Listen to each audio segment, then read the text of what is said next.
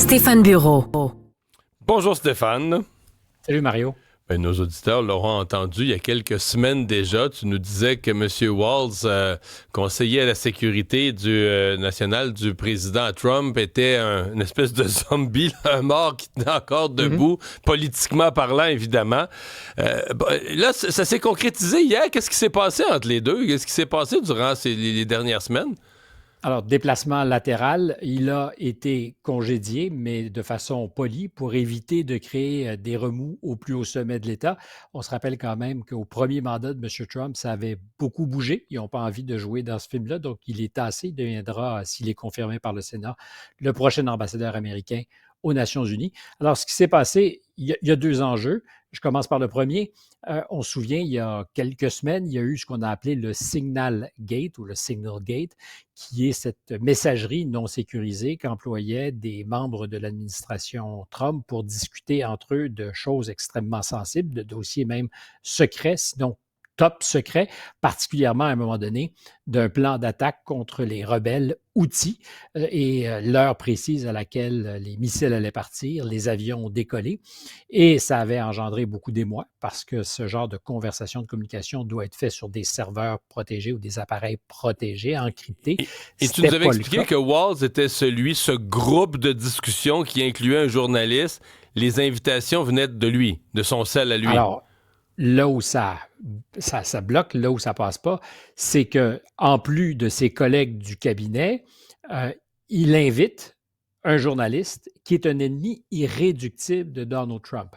Un néoconservateur, frange à laquelle appartient aussi un peu, dans le fond, M. Walz, qui est un républicain traditionnel, qui a toujours été plutôt favorable, par exemple, aux sanctions féroces contre la Russie, plutôt favorable aussi à l'Ukraine et à l'aide américaine à l'Ukraine.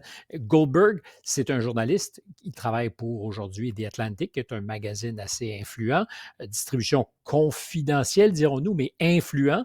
Et Goldberg, depuis que Trump est arrivé dans le paysage politique, il l'a dénoncé, il n'a pas eu de cesse de le faire continuellement, en particulier parce que c'était pas et c'est toujours pas quelqu'un qui est vote en guerre. Or, Goldberg, depuis 25 ans, il n'y a pas une guerre que les Américains ont livrée qu'il n'a pas appuyée. Et la question que ça pose, quand tu dis pourquoi, c'est la confiance qui existe entre le président et son principal conseiller à la sécurité, puisque Goldberg n'a pas pu se retrouver là par hasard. Nécessairement, c'est parce que son conseiller à la sécurité, M. Walz, c'est pas un acte manqué. Il ne s'est pas trompé. S'il a mis les coordonnées de Goldberg dans la loupe, dans la chaîne de messages, c'est qu'il voulait lui faire entendre et voir certaines choses. Alors, évidemment, je ne peux pas le dire avec certitude, mais ça semble très improbable que ça soit comme une mauvaise manipulation. Et donc, ça semble très probable que M. Trump n'a pas aimé ça, mais pas du tout. Là, qu'un de ses détracteurs se retrouve comme complice de son conseiller à la sécurité nationale.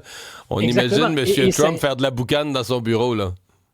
Et j'en aurais fait aussi, parce que c'est ton principal conseiller qui est au fait de tous les principaux secrets liés à la défense nationale, qui est en communication, tu sais, comme des administrations, on pourrait dire ça à Québec, à Ottawa, cherchent les fuiteurs, ceux qui parlent avec les journalistes. Là, ça serait ton conseiller à la sécurité nationale qui a ouvert un canal en direct, live, de communication avec un journaliste qui te fait la guerre depuis toujours et qui, en plus, lui permet d'accéder à de l'information hyper sensible. Alors, voilà pour le prétexte. Moi, je pense, et c'est sur la foi de cette information que j'ai dit, c'est un dead man walking, c'est quelqu'un dont le temps est compté parce que le président ne peut plus lui faire confiance.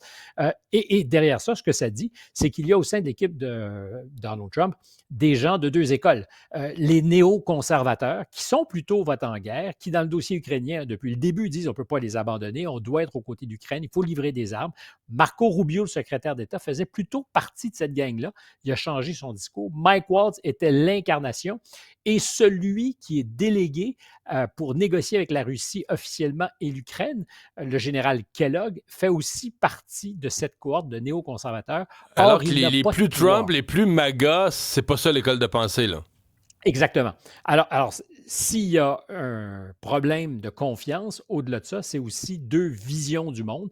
Celle que Trump popularise et a vendue pendant l'élection. On ne veut pas se mêler des guerres des autres, on ne veut pas livrer la guerre. Puis tu as des républicains traditionnels qui, eux, sont sur la ligne de parti. Et Walz vient de se faire dire, ben justement, ce n'est pas cette ligne de parti qu'on va nous vouloir honorer. Et à terme, ce qui circule, c'est que Witkoff, qui est l'envoyé spécial du président au départ pour le Proche-Orient, mais qui est devenu l'envoyé spécial pour les négociations avec la Russie et l'Ukraine, qui est aujourd'hui l'envoyé spécial responsable des négociations avec l'Iran. Ce M. Witkoff, qui a zéro expérience diplomatique, c'est un promoteur immobilier, certes ami du président, mais ça pourrait être lui qui deviendrait le conseiller à la sécurité nationale. Et c'est un rôle très important.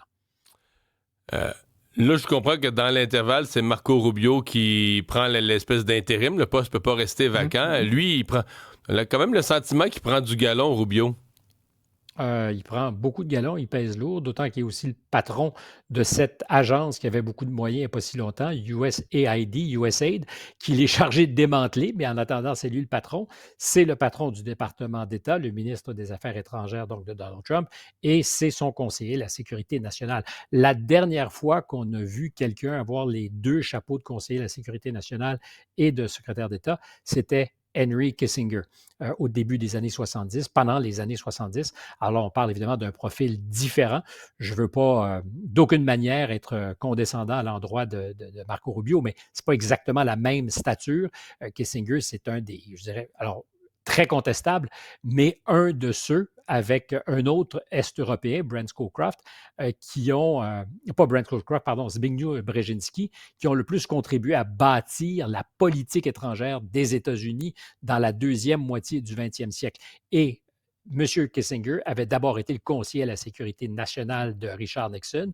Il emmenait tellement large que c'est lui qui prenait les décisions, plus que le secrétaire d'État ne le faisait, M. Rogers.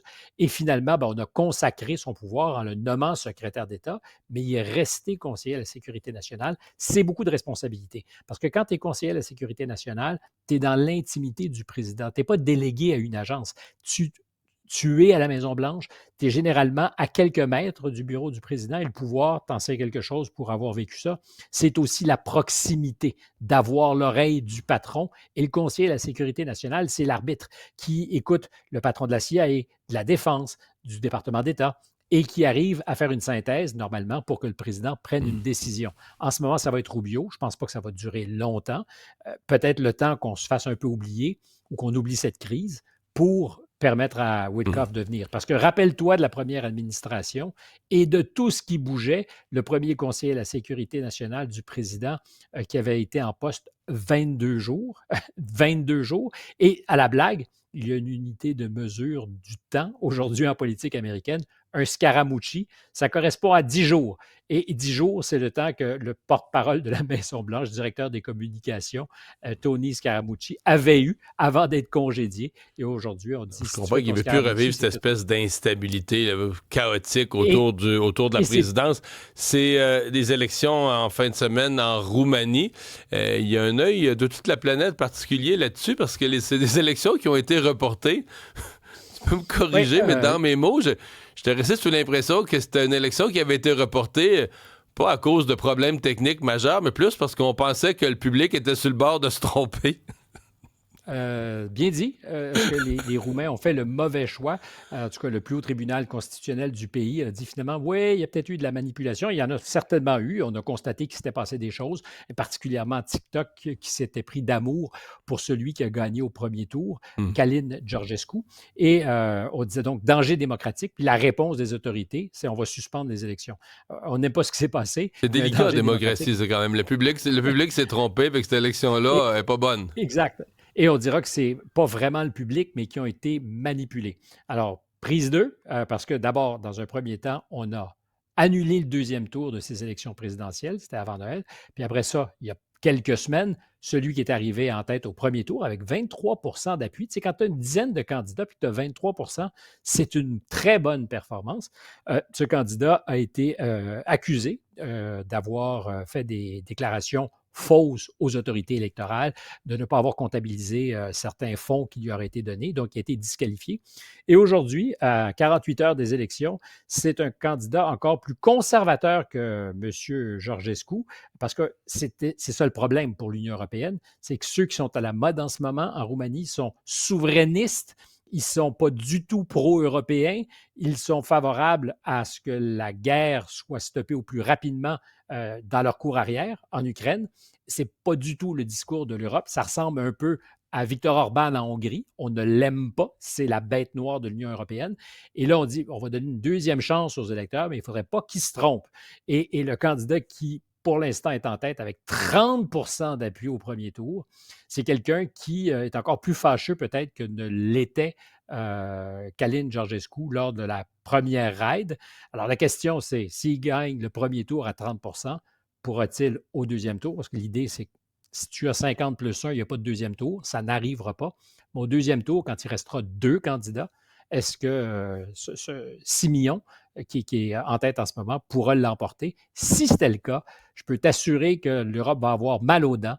Et il ne serait pas surprenant qu'on nous apprenne qu'il y a eu de la manipulation, de la fraude, sinon de l'ingérence qui viendra nécessairement des Russes, qui pourrait expliquer qu'on prenne la décision du public roumain avec beaucoup de circonspection, des pincettes.